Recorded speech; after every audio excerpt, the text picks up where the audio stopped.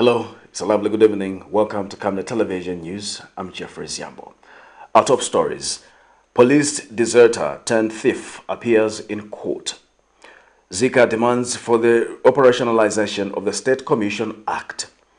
Zambia risks losing the gains made in HIV fight if key populations are neglected, charges Health Minister. In international news, Amnesty urges Senegal to tackle abuse in Koranic schools. And in sports news, Croatia and Argentina battle for a place in the World Cup final. From time immemorial, we have had different types of lighting options, from those that can burn down our investments in minutes to those that dig holes in our pockets due to constant replacement and huge consumption of our ZESCO units. Savenda Electric introduces the new and advanced electric bulb with cutting-edge technology of LED that has low power consumption, gives out bright white light, and lasts up to 25,000 hours. Savenda Electric manufactures all types of LED light like plastic LED fluorescent tubes, down lights, ceiling lights, outdoor fittings, and solar street lights made to customer specifications. Let's live on the bright side of life by choosing the wide range of Savenda electric lighting solutions that are available in all leading stores and supermarkets countrywide. For orders, call 0962-642-490 or email jnbunda@savenda.com or pchabula@savenda.com.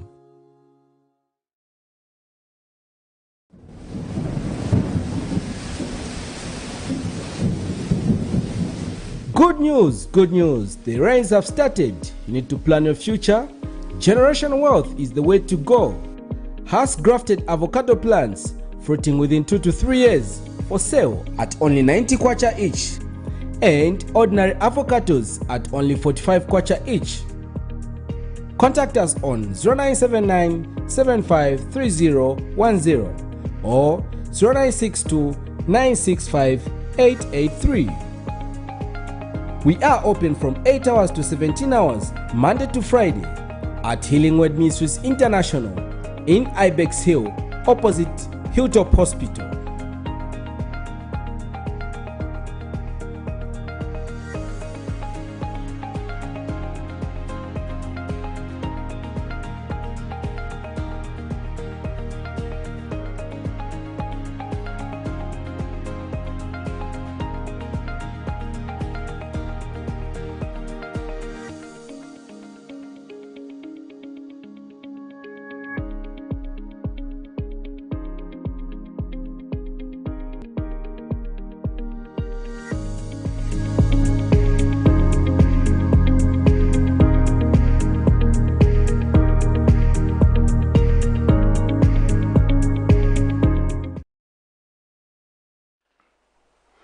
Hello once again, another news in detail.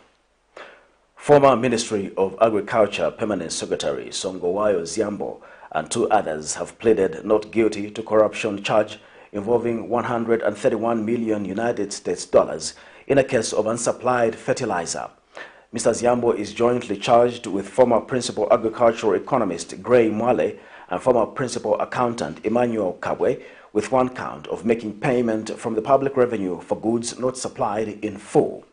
Allegations are that the trio, being persons whose functions concern administration of public revenue between January 1, 2021 and December 31, 2021 in Lusaka, jointly and whilst acting together, did make payment to Neria's Investments Limited from the public revenue for goods not supplied in full.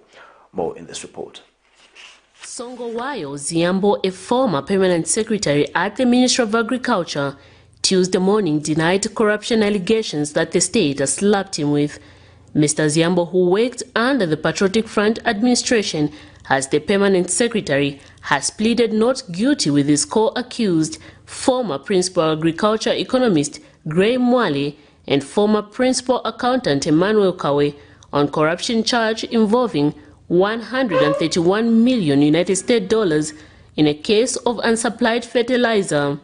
The trio, who appeared before the magistrate court this morning, is facing 1 count of making payment from the public revenue for goods not supplied in full. The state accuses the trio of being persons whose function concern administration of public revenue between January 1, 2021 In December 31st, 2021, and Lusaka Wallace acting together made a payment to Nelia's Investment Limited from the public revenue for goods not supplied in full. The matter comes upon the 30th of January 2023 for commencement of trial. Last month, the Anti-Corruption Commission arrested Mr. Ziambo and others for corruption involving $131 million United States dollars in a case of unsupplied fertilizer. In January this year, the Commission recorded a warn and caution statement from the former Minister of Agriculture Permanent Secretary and Nelia Investment Limited directors on alleged corrupt practices in a case of failure to supply fertilizer worth the said amount. And in a statement, ACC Head of Corporate Communication, Timothy Mono, said the trio signed a letter of confirmation to Zanaco stating that Nelia Investment Limited had delivered 100% of D-compound and urea fertilizer according to the requirement of the contract when it had not done so. Miriam Kaimba, reporting for Camnet TV News. A businessman of Lusaka's Lilai housing estate has testified before the Lusaka Magistrate Court how a deserter from the Zambia police was found lying in blood a few meters away from his house after he was shot by one of the residents when he attempted to break into the house. This is in a matter in which a 26-year-old police officer, Joshua Banda, is accused of burglary and theft contrary to the laws of Zambia. Zenzo Siaka Jomba has told Magistrate Kelvin Soma that on the 11th of August 2022, he found his kitchen door open and the accused's blood on the floor. More in this report. The Lusaka's Magistrate Court has commenced hearing witness testimony in a case in which 26-year-old Joshua Banda, a deserter from the Zambia police who is alleged to have been terrorizing the residents of Lilai Estate with theft.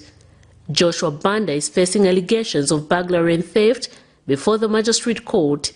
Tuesday, as the first prosecution witness hit the dock, Nzenzo Skanjomba, a businessman of Lilai Housing Estate, narrated the event that occurred on the night of the 11th of August 2022, the day that Banda is accused of committing the alleged offense.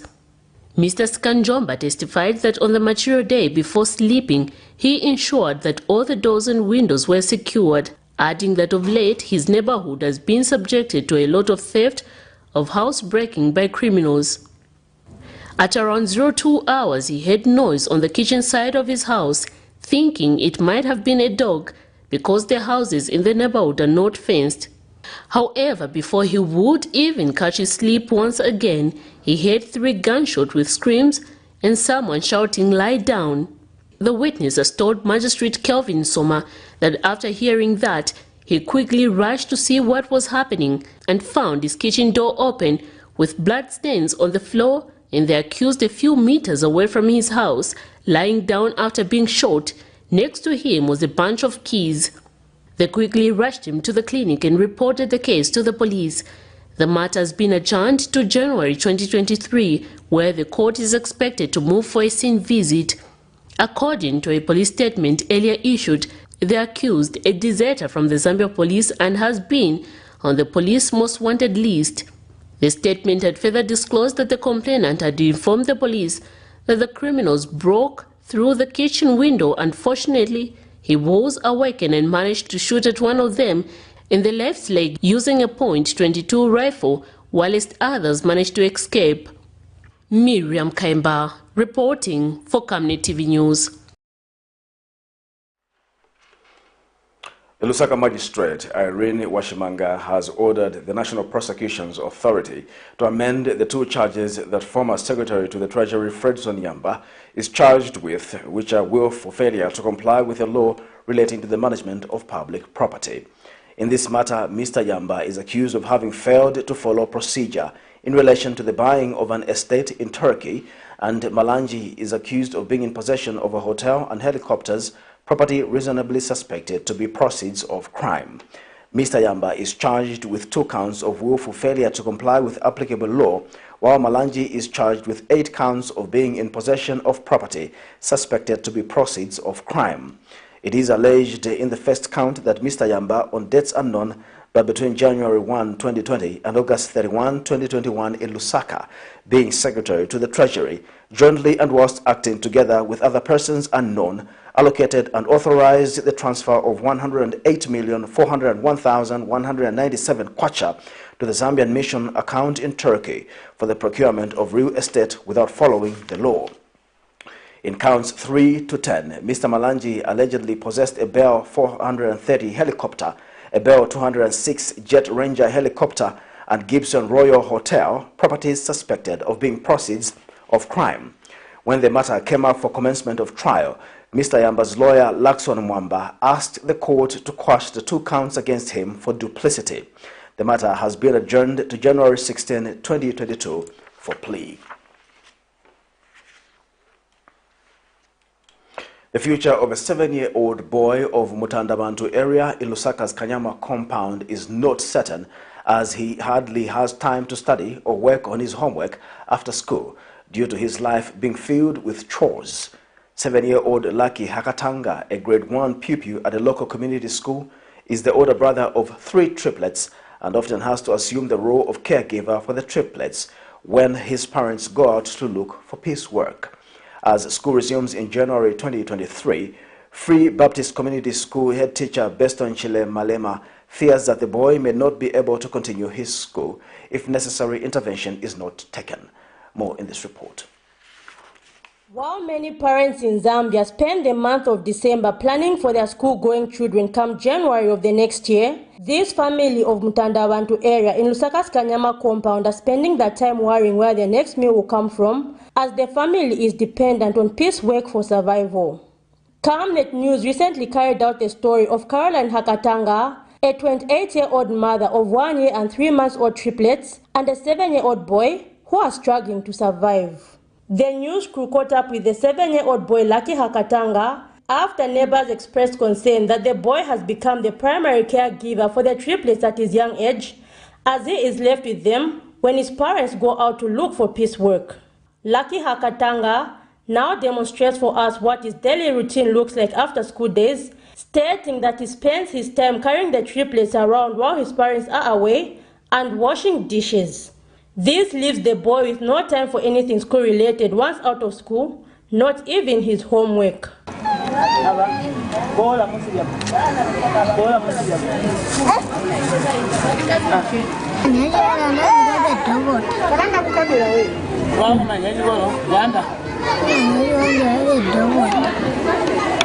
So, ukachoka ku skulu mashita bwanji? Natwaza ojikola inga utyani.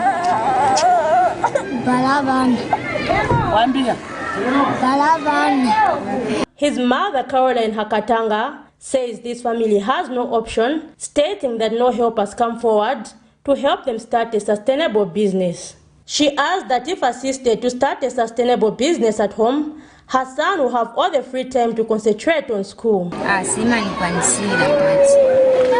Tandizo lya ikulu kalikuna na tandizo. Awe please munga vakuti. Vakutya na kuvana. With the month of December quickly progressing, Free Baptist Community School head teacher Beston Chilemalema worries that the boy may lose out on school if the situation remains the same. As a family, they have been finding it, hard to find, I think, monies to help them. Therefore, all I can say is I'm just appealing to anyone out there who can come to help this family, because I'm told that they are coming from Mazabuka, and you know how Kanyama is. It's just full of junkies. So if the boy sees what is happening in this community, he may become one of them. So if at all there is anyone out there who can come and rescue this family and support them financially, I think God will see them through.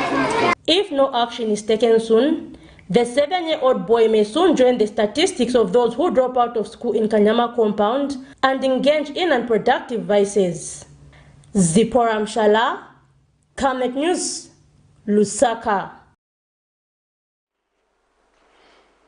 The Zambia Institute of Chartered Accountants, ZICA, has called for the operationalization of the State Commission Act established in 2016, which will provide oversight and regulate the Office of the Auditor General. Addressing the media Tuesday, ZICA President Cecilia Zimba notes that currently the Office of the Auditor General is not answerable to any independent body on the matter of ethical conduct and matters arising from disputed audit findings. Meanwhile, the ZICA President has also observed that the same patterns of financial mismanagement have continued to be recorded in the Auditor General's report, as well as other financial reports annually, urging the United Party for National Development UPND administration to ensure that these are brought to book unlike what has been happening in the past. More in this report. The Office of the Auditor General in Zambia holds the supreme role of auditing institutions, statutory bodies, donor-funded agencies, and all other institutions where public resources have been allocated to ensure that the money is put to its intended use and not mismanaged or diverted for personal benefit.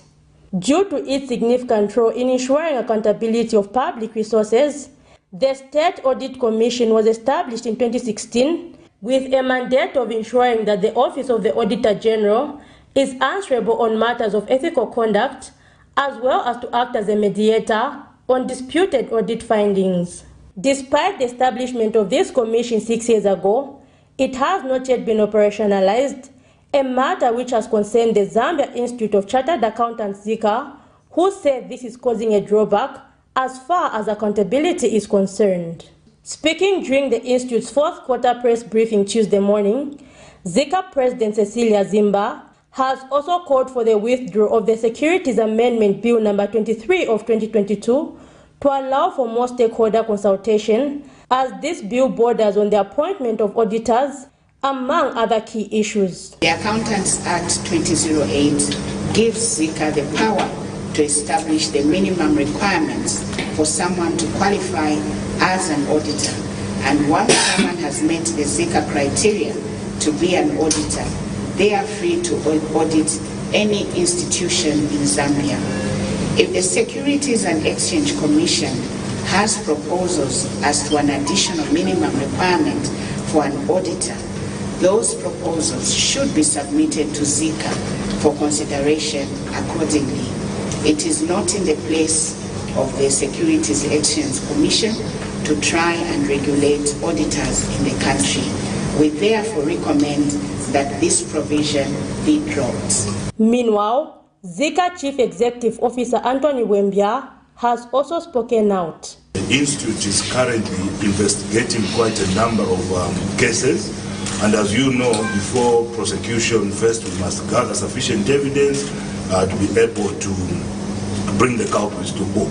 So I can only confirm that, yes, there are cases that we are actively investigating, and sooner than later, some of these cases will end up in court. We have not yet prosecuted anyone, but we will definitely be prosecuting some culprits. Touching on other issues of national interest, the Institute says there is need to call for an investment summit aimed at making Zambia a more attractive investment destination, as other African countries have done, with an overall goal of encouraging economic growth. Zipporah Mshala, Camnet News, Lusaka.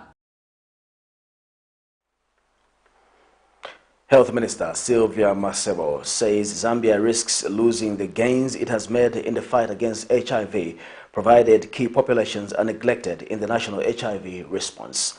Available statistics show that 91% of people living with HIV know their HIV status against the 95% target, and 96% of people who know their status have been put on treatment, while 96% of people on treatment have achieved viral suppression. Ms. Masebo told the 15th Annual National HIV, TB, COVID-19 Viral Hepatitis Technical Conference in Lusaka Tuesday that the time is now to galvanize resources and corrective efforts to fight the HIV pandemic. More in this report. 1.3 million people in Zambia live with HIV, and despite making progress to mitigate the pandemic, more still needs to be done. Tuesday, 13th December 2022, various stakeholders in the health sector converged for the 15th Annual National HIV, TB, COVID-19 and Viral Hepatitis Technical Conference in Lusaka to discuss the way forward on combating diseases. The 3-day conference is being marked under the theme Every Person Counts, Closing the Gaps for HIV, TB, COVID-19, Hepatitis B virus pandemic through responsive, resilient, and integrated health systems. National AIDS Council Director General Dr. Cone Osborne underscored the need for an inclusive approach to combating the pandemic. Making every person count means that we need to focus on all the population groups that we unintentionally or intentionally leave behind. I'm referring to young people, including children who are 0 to 14 years.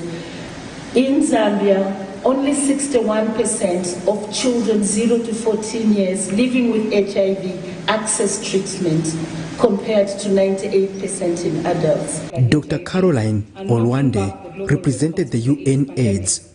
Insufficient investment and action have put the AIDS response in danger, with increased risks of millions of AIDS-related deaths and millions of new HIV infections. In 2021 alone, 650,000 people were lost to AIDS, and there were 1.5 million people newly acquiring HIV, a whopping 1 million above the 2020 target of 500,000. Meanwhile, Country Coordinating Mechanism Chairperson Bishop Joshua Banda says there is a need to increase local resource mobilization on HIV. On behalf of the CCM, we want to participate in working together to leverage the global resources that have so generously come into this country for us at this time as Zambia to have a significant increment in domestic financing. That is critical to sustainability of our efforts. And Health Minister Sylvia Masebo affirmed government's dedication to ensure health and wellness for all. The Minister of Health has recognized the dire need to ensure sustainability of the response of these epidemics through domestic funding. So, Bishop, when you talk of domestic funding, I'm happy to inform you that this has been taken note by this administration. As we progress towards the final lap in the effort to control these epidemics, equity is critical. Patrick Soko, Camnet News. British High Commissioner to Zambia, Nicholas Woolley, has described Zambia sugar as a critical center, as a central part of Zambia's agricultural, food and processing industries, providing employment and a great end to the market. Speaking after a tour at Zambia Sugar's plant in Mazabuka, Mr. Woolley notes that the company employs over 7,000 in its operations directly, with others benefiting through its supply chains. He added that the company is bringing more cash and additional foreign exchange into the Zambian economy through its export facility, despite it focusing its products on the local market due to the appreciated kwacha. The British High Commissioner pointed out that Zambia Sugar's parent company, Ilovo Sugar Africa, was a subsidiary of the UK giant Associated British Foods, ABF. He remarked that the UK-Zambia partnership was therefore enshrined in a lot of what the company does. Meanwhile, Zambia Sugar Country Managing Director Oswald Magwenzi took pride in the company's performance in the 2022 financial year, disclosing that the sugar company grew its revenue to over 5 billion kwacha and posted a profit of over 1 billion kwacha after tax. And so to come here to see it in operation is important to understand about Zambia itself. That's the first reason. Second reason is Zambia Sugar is majority owned by Ilovo, which is a regional company as a subsidiary of British Associated British Foods, rather, the UK firm. And so it benefits from UK investment. It benefits from being part of a wider company working across the region, across many parts of Africa, which can bring with it benefits of shared technologies, shared operations, and so the UK-Zambia partnership is enshrined in the works of the company and a lot of what Zambia Sugar does, what it stands for. And then thirdly, it's the opportunity to bring our new UK Trade Commissioner for Africa, John Humphrey, who is visiting Zambia for the first time on a 5-day visit, to showcase the strength of the UK-Zambia partnership, particularly in investment, in trade, in business. Delighted that Zambia Sugar were able to host us here, and John in particular. Tourism Minister Rodney Sikumba has implored the National Museums Board to vigorously pursue the amendment of the National Museums Act of 1966. Speaking when he inaugurated the board in Lusaka Tuesday, the minister said the act is too old and must be repealed to make it in tune with modern trends. The minister also implored the board to resolve the problem of brain drain, a trend he said needed to be addressed in consultation with the Emoluments Commission to return specialized staff in museums. The Livingstone lawmaker said he is aware of the challenges of transport and logistics faced in the board, inhibiting the efficient carrying out of its mandate. And Tourism Permanent Secretary Evans Muhanga said the government is working hard to ensure that grants to the museums are delivered on time to avoid bottlenecks.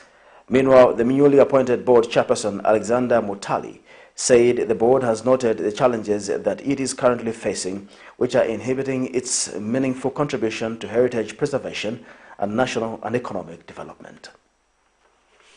The board, as well as the ministry, has been aggressively looking at opportunities to see how best we could repeal this act so that it is in tandem with a transformative agenda as the UPND. It is in tandem with a transformation agenda as the ministry to ensure that opportunities that exist within our statutory bodies is actually harmonized and used well. So this is one of the assignments that you should vigorously pursue in the amendment of the National Museum Act, which is over 56 years old. This new government has been able to do that, though there could be other small little issues which are basically administrative. But I think this government from the Treasury, as they had promised, that they will be giving each and every granted institution, their monthly allocation in its full totality at gross level. So over the years, as they have said, they've been working with an old or archaic kind of legislation. And that's one of the things that, as he has said, management is looking forward to work with you as new board members to deal with this particular issue. Our target will be to contribute towards the growth of the economy of our country through teamwork. Honorable Minister, we have noted the challenges that the board is currently facing, which are inhibiting its meaningful contribution to heritage preservation, national and economic development. We are confident, Honorable Minister, that the team on the board of the board members that your good office has assembled will work in collaboration with government and other stakeholders. Thank you so much for staying with us. Yes, you're watching Camnet Television News. We'll take a break. We'll be back with more news after the break. In our quest to serve nations and develop Africa, Savenda is investing in the agriculture sector so as to produce supply for both local and international markets, housing over 12,000 pullets that are nurtured and fed with our locally made stock feed that comes from our own locally grown maize and soya beans, all processed from our recently installed milling and mixing plant. Our over 95,000 layers have an output capacity of over 1,500 trays of fresh eggs per day that are carefully selected and packaged for all the leading stores and supermarkets nationwide. Our greenhouses are fitted with the latest irrigation system, and the seedlings are nurtured to ensure only healthy plants reach the fields. With our deliberate planting schedule, we are better placed to supply constantly without interruption, thus reliable. Savenda Farms is also changing lives of its dedicated workforce drawn from the local community and beyond. So the next time you think fresh and green, think Savenda Farms. Your skin is the biggest muscle in your body. That's why we make sure that Oracle is #1 when it comes to taking care of your precious skin. Oracle Pure Petroleum Jelly and Glycerin soothes, moisturizes and keeps your skin perfect. Oracle Pure Petroleum products for that perfect skin.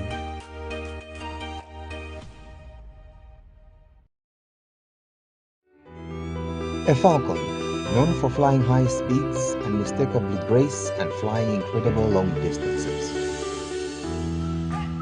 Falcon Express is equal to the task with your deliveries. Friendly and reliable, a company that cares for you, local and international coverage, company that empowers its customers on time, every time, all the time. Nationwide delivery. Send your parcel through Falcon Express to Mongu, Kabwe, Ndola, Kapiri, Kitwe, Chingola, Chipata, Livingstone, Mazabuka, Kasama, Solwezi, Kalumbila, Chililabombwe, Luansha, Kalulushi. Get in touch with us on +260 971 130 766 and drop your parcels at Falcon Express. Falcon Express. Your parcels are safe with us.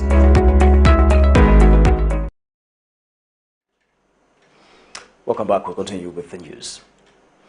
Minister of Defense Ambrose Lufuma has revealed that his ministry has trained a total of 554 youths in various skills in 2022. Speaking in Parliament Tuesday when making a statement on the performance of the ministry in 2022, Mr. Lufuma further says all these youths are currently on attachments in various institutions. The Defense Minister has also revealed that the ministry has in 2022 harvested a total of 4,052 hectares of maize, soybeans and wheat, sorghum and tobacco. He adds that a total of 6 dams have also been constructed in places such as Kalomo and Luwingo, further explaining that 16 crossing points have also been constructed in various places that were affected by climate change impacts such as flooding across the country. Mr. Lufuma has expressed optimism for 2023, which has seen a budget increment from 5.5 billion kwacha in 2022 to 7.4 billion kwacha in 2023. A 3-year German government-funded food security project is set to benefit 28,000 farmers in southern and western provinces, aimed at improving agricultural production and productivity. Southern Province Agricultural Officer Paul Nyambe named the project as the Enhanced Rural Household Food Security through Climate-Smart and Environmentally Friendly Agricultural Practices in Zambia. Mr. Nyambe, who was speaking in Choma in a speech read on his behalf by Southern Province Senior Field Crop Officer Dr. Novas Somanje, said the project is also aimed at improving the dietary diversity among small-scale farmers through crop diversification. And Mchoipapa Zambia Agricultural Research Institute Program Manager Dr. Kafula Chisanga said the research activities at his research institute are carried through the farming systems and social sciences. Dr. Chisanga named the other divisions implementing agricultural research activities as crop improvement and agronomy, soil and water management, and the plant protection. The project will target at least 28,000 direct beneficiaries. These are farmers. The project will operate in 5 districts, namely Gwembe, Sinazongwe, Kazungula, and Choma in Southern Province, as well as in Western Province, Sesheke to be specific. The project will be implemented in 3 agricultural camps in each of the named districts. What are the research activities carried out at Mochpapa? These are carried out through 4 divisions or sections. We have the Farming Systems and Social Sciences Division, the Crop Improvement and Agronomy Division. We also have the Soil and Water Management Division, and then the Plant Protection Division. So then, what does the Farming Systems do? This division or section coordinates and provides technical backstopping in the farming system development and the research. Government has expressed concern that despite various interventions made, poverty levels in the country still remain high. Government says it has embarked on program reforms that will facilitate effective service delivery in the areas of social protection to address poverty in the country. Minister of Community Development and Social Services, Doreen Mwamba, says this is because government is aware of the high poverty levels in the country. Zanis reports that Ms. Mwamba said this in a speech read on her behalf by the ministry's permanent secretary, Angela Kawandami, at the 2021 Social Cash Transfer Annual Review meeting in Lusaka today. The minister cited some programs such as the launch of the 8th National Development Plan and the Cash Plus Agenda. Speaking during the same event, United Nations UN Resident Coordinator Beatrice Mutali, in a speech read on her behalf by UNICEF Country Representative Penelope Campbell, praised the Social Cash Transfer Program among other projects. As government, we are very concerned that despite various interventions, poverty levels still remain very high among our people. The latest statistics available indicate that 54.7% of our people live below the poverty line. This is worrying and needs urgent attention from all stakeholders. To address poverty levels among our citizens, the new Dawn administration has embarked on a number of policy, legal, and program reforms that will facilitate effective program delivery in the areas of social protection. It is encouraging that the government has continued to invest in social protection and its expansion in Zambia, catering for the different needs across the life cycle. Evidence shows us that we have the possibility to break intergenerational poverty cycles and to cushion and mitigate disasters and to further the resilience and the well-being of vulnerable populations. So the theme of this year's Social Protection Joint Annual Review is integration of social protection programs through the Cash Plus agenda. And this integration agenda is a remarkable Zambian story. This is Camnet Television News. We take our second and final break. We'll be back with international and sports news. You know I can take her a bit. Yes, my dear. I was thinking of getting you a Bugatti on your birthday. Really? I'm quiet. My name is Yana.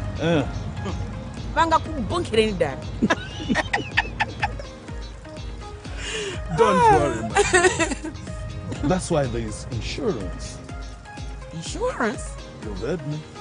Not just any kind of insurance, but Savenda General Insurance, a company that offers superior customer service, highly professional and dedicated staff. We are not just any insurance company, but an insurance company that actually pays our claims. We cover, among others, fire, marine, aviation, engineering, agriculture, motor vehicle, and miscellaneous insurance. So, live life to the full, knowing that Savenda General Insurance has got you covered. Savenda General Insurance. Insurance excellence.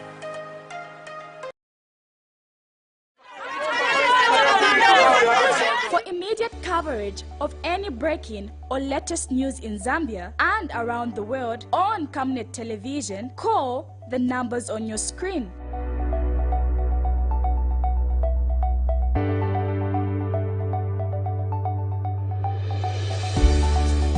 Camnet Television, bringing to your screens fair news, impartial news, credible and reliable news all the time. Get the whole truth on Camnet World News.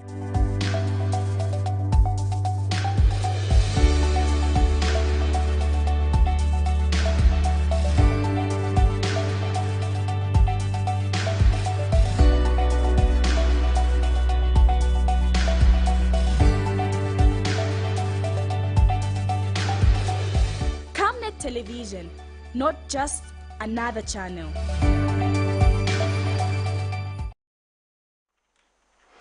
And now in international news, many children in Senegal's Koranic schools face multiple abuses as well as financial exploitation through forced begging. Amnesty International charged Monday as it urged Dakar to act forcefully to protect students. In a Muslim-majority nation where religious leaders wield wide social and political influence, poor children have long been entrusted to Koranic schools called daras for their education. Amnesty said in a report that tens of thousands of students, known as talibs, are forced to beg as part of a system to bring teachers income. They also suffer health problems such as malnutrition, skin diseases, and often have huge abscesses in their mouths from unsanitary conditions and lack of care. For more in international news, we have a roundup. The Amnesty International has urged Senegal to act forcefully to protect students who are facing multiple abuses as well as financial exploitation through forced begging. Amnesty said in a report that tens of thousands of students, known as talibs, are forced to beg as part of a system to bring teachers income.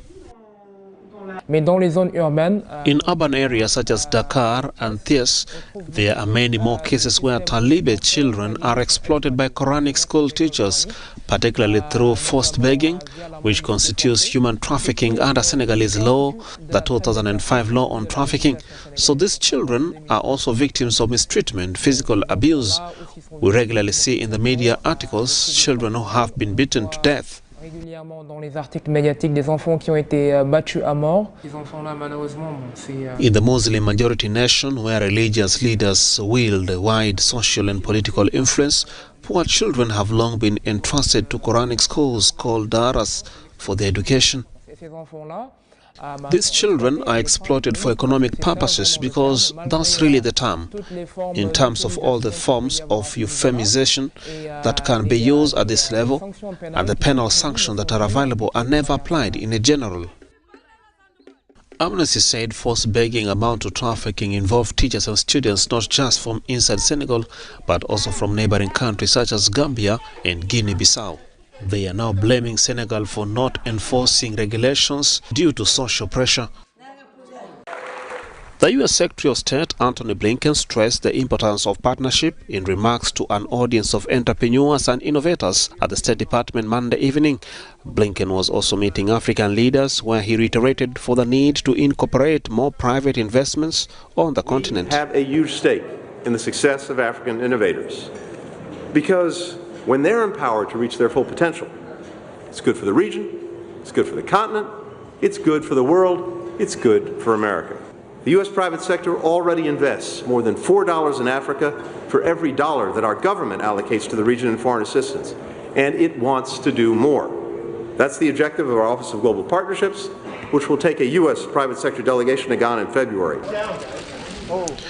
The U.S. is now facing stiff competition from Russia and China that have in recent years increased their partnership with Africa. Critics point out at inconsistent U.S.-Africa relations. The challenge is the U.S. relationship or engagement with Africa is not always consistent. It changes from administration to administration. It depends on who controls the White House, who controls Congress. And that makes it difficult sometimes for Africans to understand who exactly are we dealing with. So it raises some question on the reliability of the United States as a partner. The U.S.-Africa Leaders Summit takes place this week from Tuesday till Thursday. White House officials have said that major deliverables and initiatives will be papered throughout the meetings. Ghana has reached an agreement with the International Monetary Fund on a $3 billion bailout loan, the IMF announced Tuesday as authorities scramble to stop a severe economic crisis. The agreement is subject to approval by the Multilateral Lenders Board in Washington, the IMF mission chief in Ghana said. Accra will use the funds to stabilize its reserves and to pay back some lenders. Already burdened by high debt, Ghana is facing historic inflation of more than 40%. Its currency, the cedi, is one of the world's worst performers. The country has had its credit rating downgraded repeatedly, hurting its investment and borrowing credentials. After much hesitation, the country's authorities sought IMF assistance in October. Many Ghanaians fear that with this agreement, the government will be forced to impose austerity measures that will further burden the population, which is already facing soaring prices. We now have some sports news.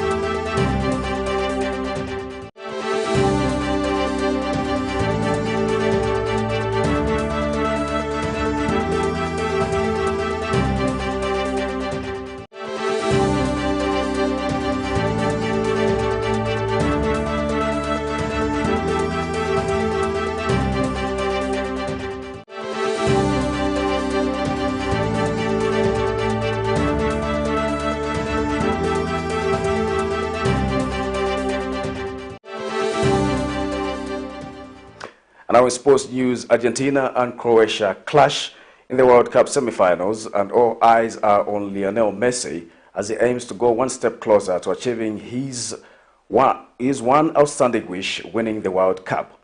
Lionel Messi's presence will give Argentina a special advantage against Croatia in their World Cup semi-final, says defender Nicolas Tagliafico.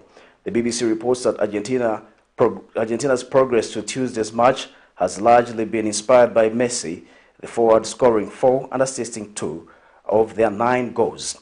Messi will equal Germany great Lothar Matthäus' 25-match tournament appearance record against the 2018 World Cup finalists at Lusail Stadium.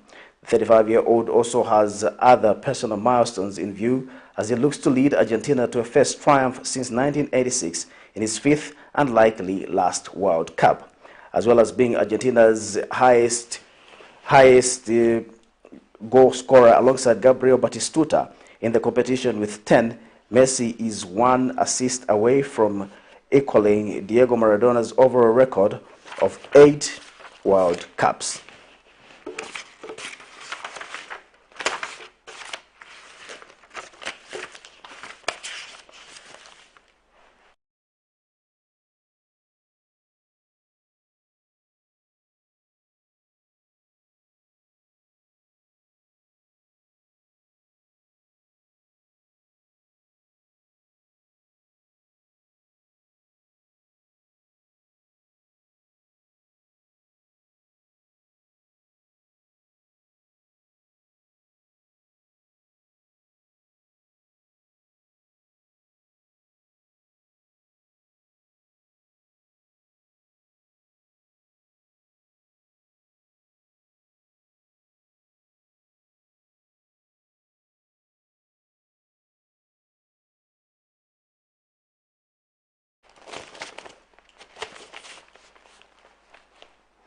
To end Camnet television news, we'll take a look at stories making headlines once again. Police deserter turned thief appears in court. ZICA demands for the operationalization of the State Commission Act. Zambia risks losing the gains made in HIV fight in key populations if key populations are neglected, charges Health Minister. In international news, Amnesty urges Senegal to tackle abuse in Koranic schools. And in sports news, Croatia and Argentina battle for a place in the World Cup final. We now look at the Camnet verse of the day, which is coming from Matthew 2, verse 4 to 6. When King Herod had called together all the people's chief priests and teachers of the law, he asked them where the Christ was to be born. In Bethlehem in Judea, they replied, for this is what the prophet has written. But you, Bethlehem, in the land of Judah, are by no means the least among the rulers of Judah. For out of you will come a ruler who will be the shepherd of my Israel. Thank you so much for watching Camnet Television News. My name is Jeffrey Ziambo. Good night.